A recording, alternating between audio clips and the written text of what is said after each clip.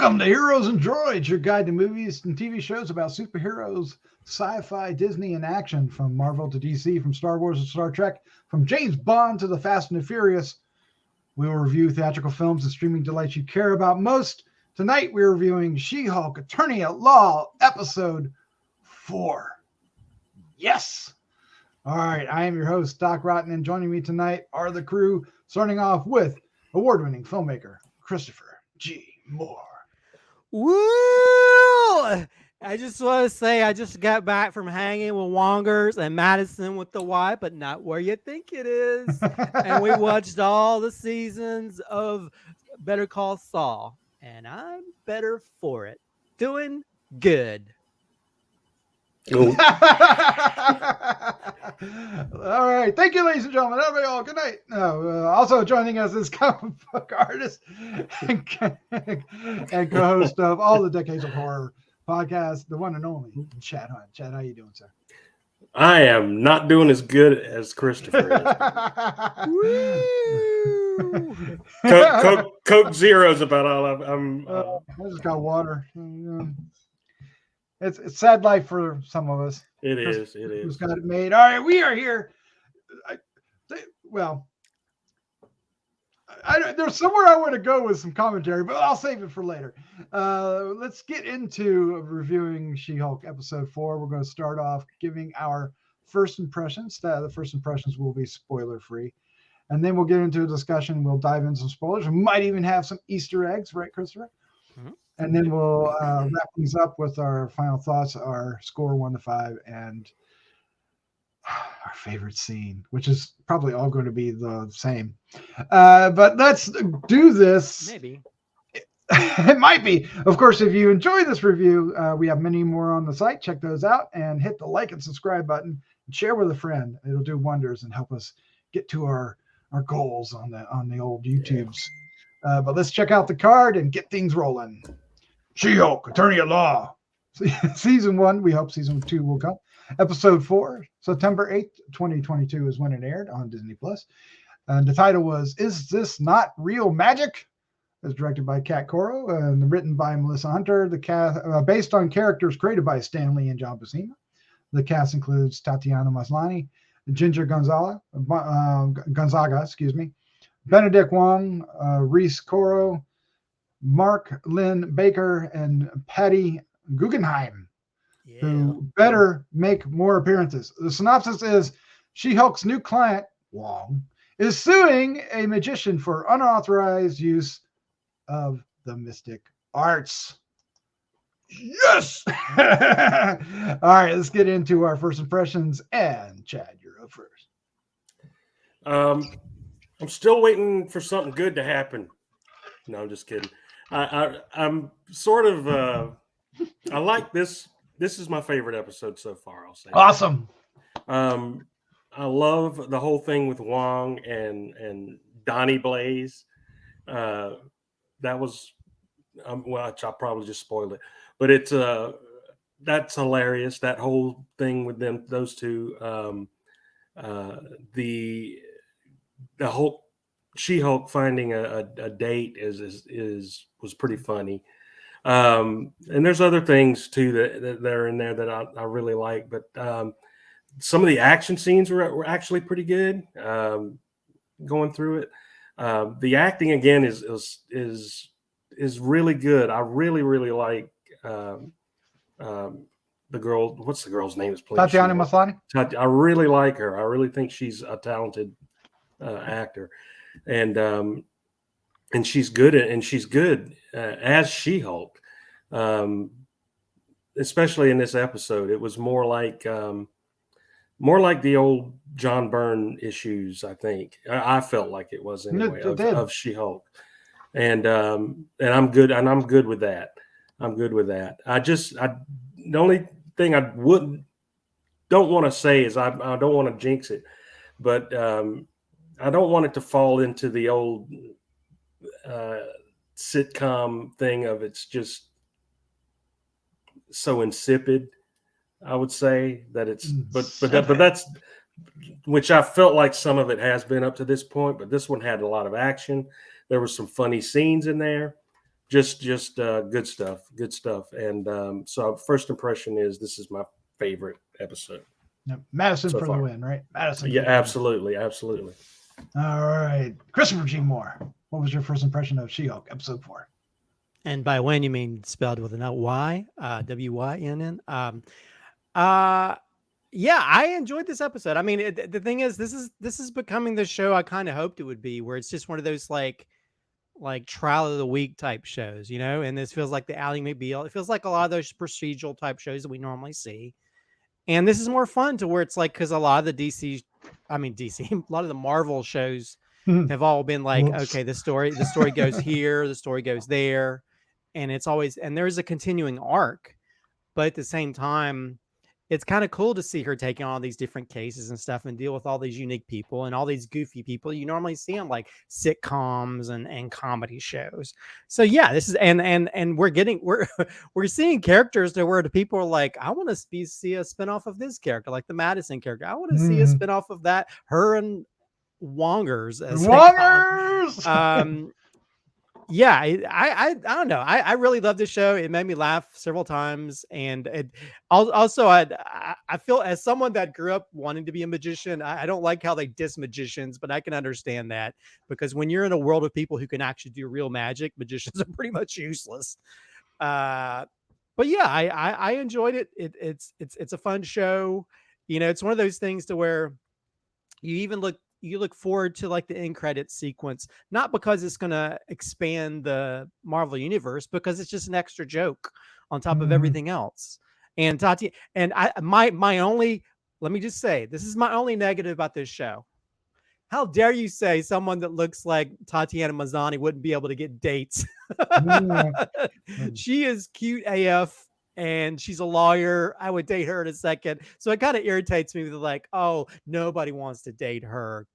Whatever. That's the only thing. It's like where you have a really gorgeous lady or a guy or whatever, and they can't get a date, but they have to be this other alter ego for people to date. That's movie and TV crap that I hate. Because they're just, you know, it only makes sense in TV and movie sense, but not in real world sense. That's my only negative about this.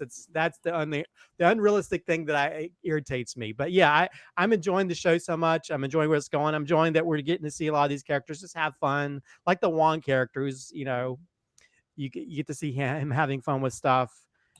Yeah, and also just the meta-ness and the sort of like the jokes about itself, to where this is made long before people on Twitter were probably crapping on the show. And they're probably saying the same thing they say, like in the brief moment where she's like, I'm sure you guys are here to see Wong. Because he's Twitter armor. So yeah, I enjoyed this episode. I'm really enjoying this show, and it makes me look forward to the next episode.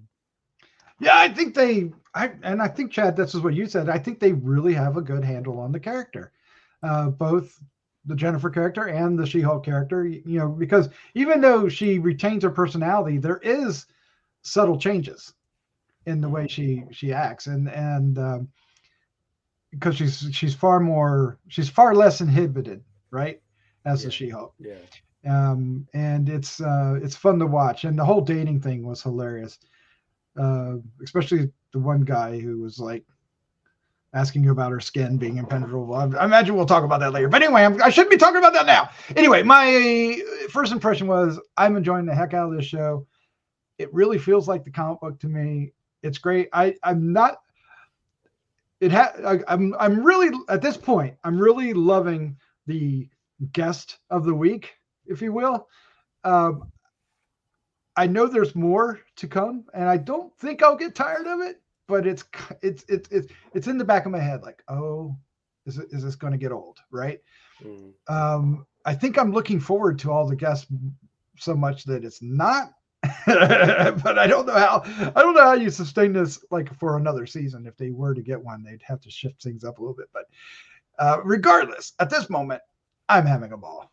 having an absolute blast. I would love to see several seasons just this type of show. It doesn't necessarily have to be anything. It doesn't have to advance any kind of MCU storyline. Just her being a lawyer, dealing with all these goofy people. To me, I mean, that's why you watch several seasons of Cheers or Night Court. You know, I mean, this is like Night Court, but with a like a big green woman. So big green woman instead of what was the Bull, right? Bull was the Bull. All right. Well, I believe we're going to get into the spoilers now, but I believe, Christopher, you have some Easter eggs for us. Perhaps top 10. I've narrowed it down to a lot of the stuff. I've perused the internet seeking information, and these are the top 10 things that kind of stuck out. Some of those actually have little extra side things, but you're our She-Hulk sleuth. Yes, I guess. Minus the 7-foot tallness. Let's see. First of all, the internet was all talk because they saw brief pictures of a name that looked like Johnny Blaze, but no, we have Donnie Blaze, which is probably a riff on that, or maybe either he's a brother or a relative of a person named Johnny Blaze, or maybe he stole his name when he was at Carmitage or whatever. But anyway, that's his magic name. And so it's evidently a riff on Johnny Blaze, which people know as Ghost Rider. So again, MCU continues to troll us. I was gonna say they trolled us. yeah. And also, as you mentioned, actually in the names of the actors, it's played by Rice Coro, who is actually the husband of the director, Kat Coro. Oh no, I didn't know that. So, yeah. Also, if you pay attention to his outfit, although he's very, very mind freakish, like the magician, on his necklace he has a Khonshu head on it. Oh, I didn't notice that. I did not notice little that. Khonshu head. Now, if that's him just also appropriating everything that's magic in the world, that would be part of his magic act, I guess. But anyway, a little reference to Moon Knight, or possibly, or maybe we're just reading into it. There's a part where she's going through her daily tasks, and there's a lot of things that I won't go into. You can see more in-depth things, but some of the ones that stood out. There's one where she says, "Order highlighters from supply clerk, purple and green highlighters," which is the colors of the Hulk and of course She-Hulk when it comes to the outfits and the green skin. So it's a nice little sort of funny in joke. There's one that says compile depositions for Lee versus Byrne, which is so we get a little Stan Lee reference as well as a John Byrne reference, who's known for his run of the sensational She-Hulk. File discovery request for a Kraft versus is it Soul? Soul. So David Anthony Kraft, of course, wrote Savage She-Hulk series, and then Charles Soule, there was the run of the She-Hulk that's the more recent. So references awesome writer. Also, the Magic Theater they call the Mystic Castle is definitely a sort of a playoff of the Magic Castle in LA. And actually, Cornelius Pete Willow, which is played by Leon Lamar, he is currently 104 years old and is the oldest actor to ever star in an MCU project. Does he play he plays the magic guy who owns the theater. He owns the Magic Theater. Yeah. He is 104 years old. Wow. Pretty spry. Yeah, which the director had posted on her Instagram. And he's acted probably in a few things over the years, but that's just kind of crazy. He's like the oldest. And he was hilarious too. Oh, he's great. He's great. Funny. Especially when they're all doing magic acts together. Yeah. Which actually somebody had pointed out that you have Donnie Blaze, you have the lawyer guy, which looks a lot like Ricky Jay, if you know from Magician Wise, and then his sort of old-time magician. So they almost play different versions of different types of magic acts, No, I love that. Even the lawyer is a magician. Even the lawyer's doing magic. They're all a bunch of bozos. We get when she talks about we go by the book, and he's like the Book of Ashanti, which if you saw Multiverse of Madness. That's the book that Doctor Strange was trying to find to battle Wanda. So we get a little reference to that. Also, when he's fighting the demons and throwing him off into this portal into the snowy world, it looks like either the same world he threw one of the monsters from Avengers Infinity into that cuts off his arm, or it could be the Wandagore realm that we saw in Multiverse of Madness. So evidently that's the go-to place to send people that you don't want to see anymore. Almost banish them away. Also, there's a reference earlier on where it's like maybe we should send to Johnny Blaze to the Mirrorverse. If you look at the end credits, he sent him to the Mirrorverse. I saw that. Yeah. Let's see. Here's one thing that I haven't seen any of the YouTube people talk about. I just briefly heard about it on TikTok, and I actually looked it up. One of the more meta references is when she gets served that subpoena for the trademark using She-Hulk, which Titania has trademarked as She-Hulk. If you know the history around She-Hulk, it came about because Marvel found out that sometimes when certain projects that were made into like a TV series, when it became very, very popular, the like ABC or CBS or the studios, they would create a spin-off character that would be their own thing, where they would own the rights to. And that we found that out like with $6 Million Man. They made the Bionic Woman, and because it was their own character they created, they had the rights to it. And so Marvel was very worried because the Incredible Hulk was so popular that they went and created She-Hulk just to beat him at the pass.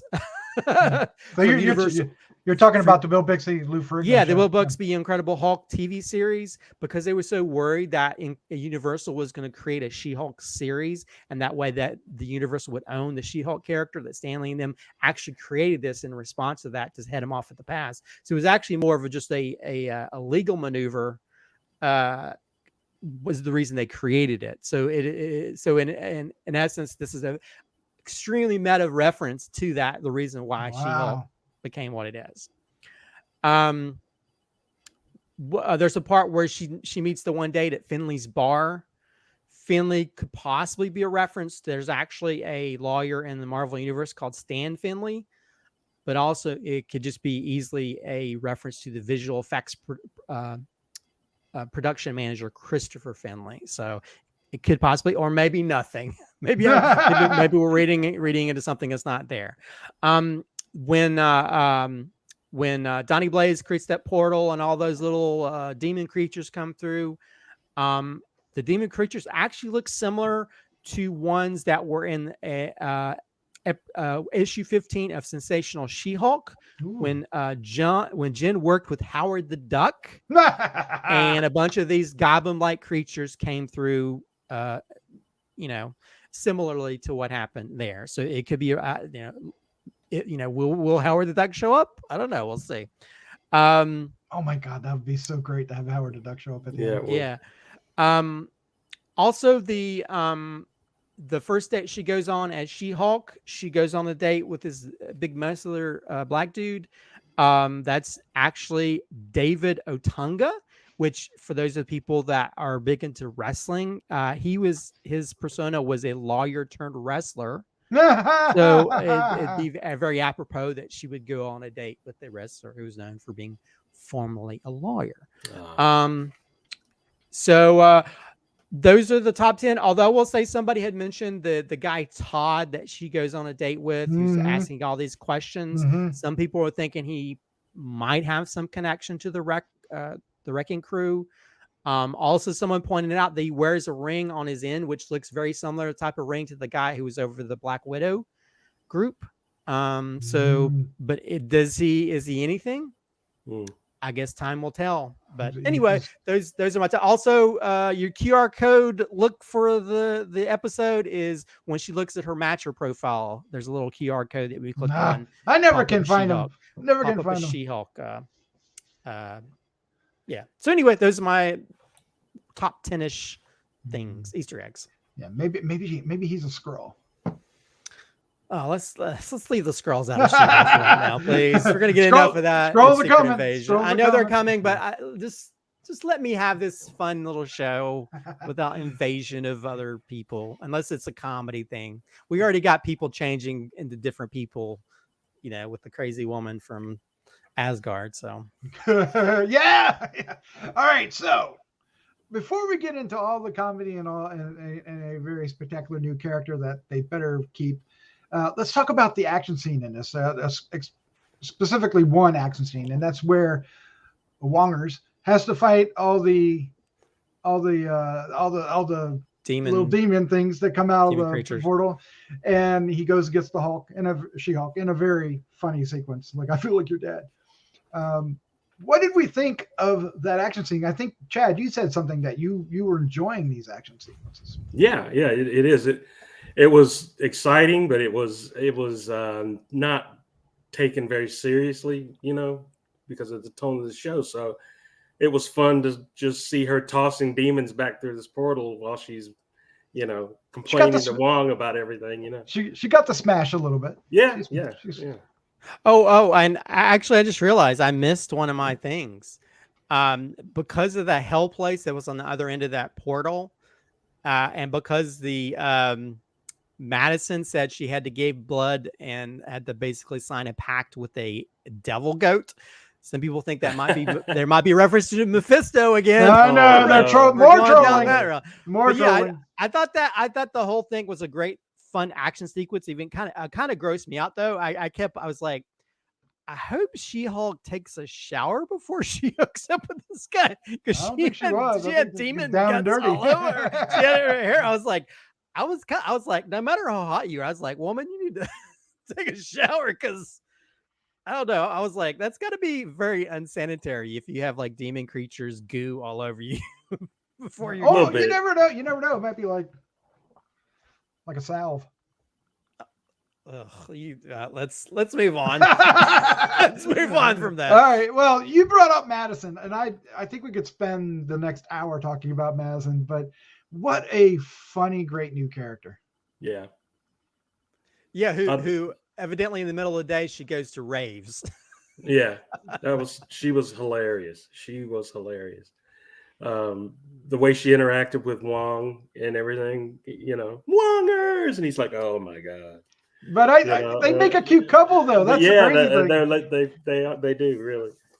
And, it's like Wong on a date. You wouldn't think about that. I just want to see like a buddy comedy between those two, or just a romantic comedy between those two. Yeah. I mean, she goes beyond your normal sort of drunk girl type persona, because she has the way about she talks, and just how she commands the sequence when she's like, ma'am, you can't have alcohol in here. Here, you can finish it off. I don't have anything. I mean, it's I don't know. I just found that to be one of the funniest characters that's ever been in the MCU. And I kind of I feel like it's not a one-note joke. I think she just seeing her. I mean, there's already people creating things of her like confronting Thanos and oh my god, and things. Perfect. And I don't know. Just well, I mean, she did make a pact with somebody, so they certainly have an avenue they could explore. There could be a Wong TV show where he has to save her. So, or maybe she has to save him to turn it around. And she uses all of her spoiler knowledge of TV shows to save absolutely. Him. Yeah. How she kept spoiling the Sopranos for him was just funny as all get out. Especially when they were leaving the courtroom and you're talking about Christopher and Christopher, and he was like, Madison. But it was fun that they were watching the shows together. It's just that and you have this guy who's helped to save the universe, but in his free time he watches This Is Us. He watches like weepy TV shows, but he still has no knowledge of how the justice system. Maybe he needs to start watching SVU or something to understand how the American justice system works. Maybe. I don't think he cares. No. All right. Well, there you go. Let's wrap this up with our final thoughts, our score 1 to 5, and our favorite scene. Chad, you're starting us off, sir. Go for it. overall, this like I said, this is my favorite episode so far. It had the comedy in there. It had the action scenes, comedic action scenes, which I kind of dug that a lot.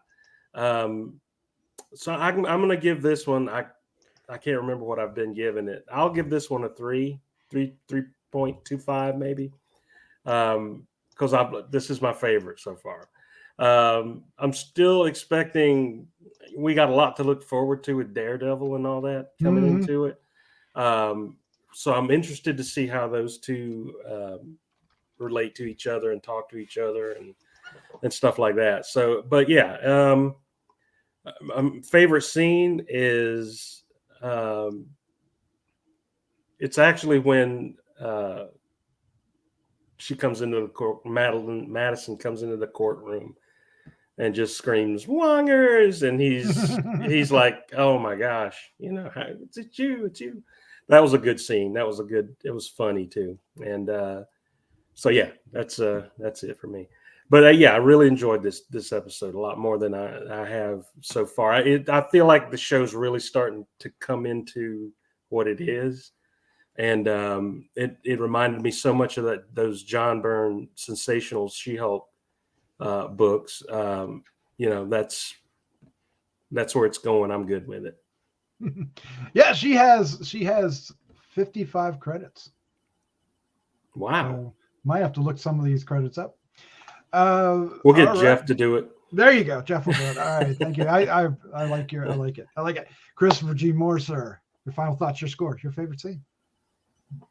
Yeah, I think it's it's really hitting its stride and sort of figuring out helping people to understand the tone of the show. And this is just like a normal comedy type show, where it's the trial of the week type thing. And you meet all these interesting, goofy characters, and at the same time, we're sort of also creating the arc of Jen sort of, trying to, fill the shoes of the She-Hulk and understanding, okay, I can have a little bit of fun with this, and get a little action because of it. And also fulfilling fulfilling the elements of what we know about the She-Hulk comics, because she's in her She-Hulk persona, she's, she gets fulfilling around.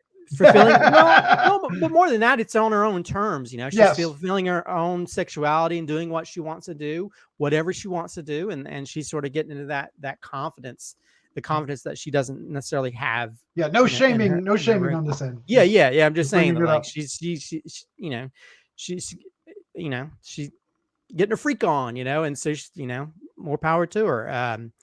And I'm glad that Disney's not shying away from that, That's what I always wanted to talk about. Yeah. Disney's not shying away from that. We don't necessarily see her like riding the little guy in the room or anything, but we know what's happened, and she's also willing to not to wipe off that demon's saliva off of her either. Saliva, or demon guts, yeah. So yeah, I'm enjoying the hell out of the show, and I think like most people, Madison is probably my new favorite character in the MCU. I would just love her to see her pop up in every show and movie. Wouldn't that be great? Or just have her own show where she just drunkenly shows up and has fun. And add her to my list of crushes. They haven't done a talk show. She could have a talk show and just bring a drunk talk show. Yeah, it's a superhero guest all the time. That's true. Although she'll end up being like that comedian that was known just for playing a drunk guy. Yes, Foster Brooks. Foster Brooks, which or Dean Martin. I'm sure about 5% of our audience probably knows who that is. Not watching this one. No. But I don't know. I'll give this. I'll give this a 4.25. I really enjoyed it. I think it's it's got the humor. It made me laugh a lot, especially Madison's character. I think whoever wrote her dialogue and they're just having a little bit of fun with Wongers and it's just overall it's a fun show, and I'm kind of interested to see where they go, especially when Titania becomes a little bit more, seeing her sort of crazy influencer character and how that plays into this, because it's kind of fun if you go on the actress who plays Titania, if you go onto her Instagram, the lady who plays Madison is on her Instagram. No. Where Madison pushes her out of the way so that people would take a picture of her. So as for favorite scene, I could probably pick any scene that Madison's in. Yes. But if I can't pick a Madison scene, I'll say probably the big demon fight scene. Yeah. It's great to see. I mean, granted, I don't really care if action happens a lot in this show, because it's more fun just seeing a lot of the interactions and the comedy that comes from that. But it was also cool to see that element of action, and although she's like stomping on them with her bare feet, it's kind of gross, because those little monsters are kind of gross. But yeah, it's also good to see some action, see some a little bit of horror, with those like these hellish creatures coming through. So so that's good to see her cut loose a little bit. Yeah. See her, bust loose, and then she's like goes from one action scene to another action. Yeah. Wink. Yeah. So that's one of my favorite scenes in it. Oh, you like the cut scene? The scene that didn't make it on the blue scene. All right, I am loving the show. I'm having a blast with it, and everything you guys said and more. I'm going to give it a 4.25 as well. I think that's right. And a lot of this. Okay, so Wong is a huge plus.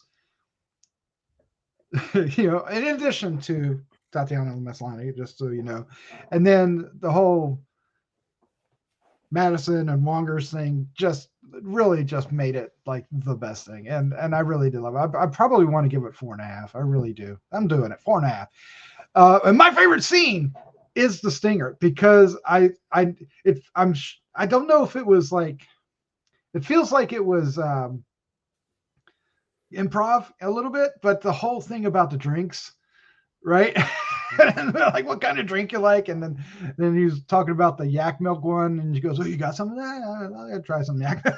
It's like, I think it was some left over from the wedding. I was like, where is this all coming from?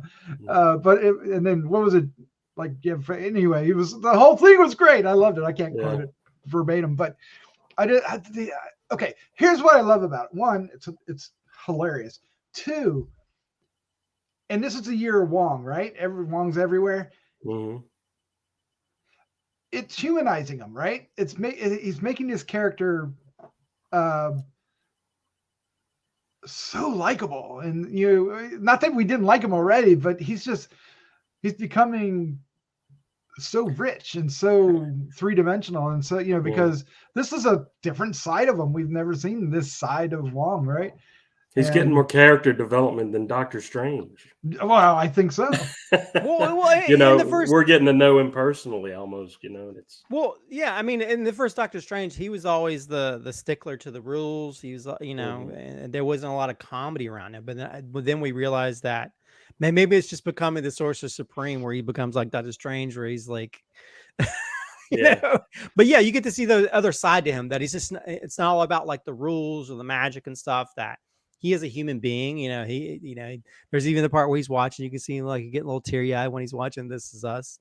So yeah, it's good to see that sort of side to him, to where he's not just this one dimensional type character that we've seen throughout the movies and stuff.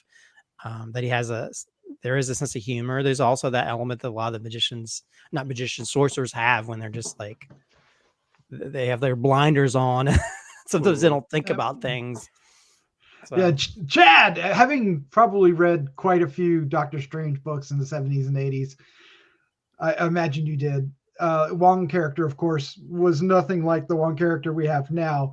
Thankfully, the one we have now is so much better. But would you ever have thought that we'd have a Wong character that was so not like this? No. But I'm glad we do, because the Wong character from the old Doctor Strange stories was a very stereotypical, almost problematically so now. They really couldn't do that now, and so I'm glad to see that they're handling him in this way, where he's showing his comedic side, and we see him at home watching TV side, and he's a little bit more than just Stephen Strange's manservant, as he was called back. I know. That's like, so painful.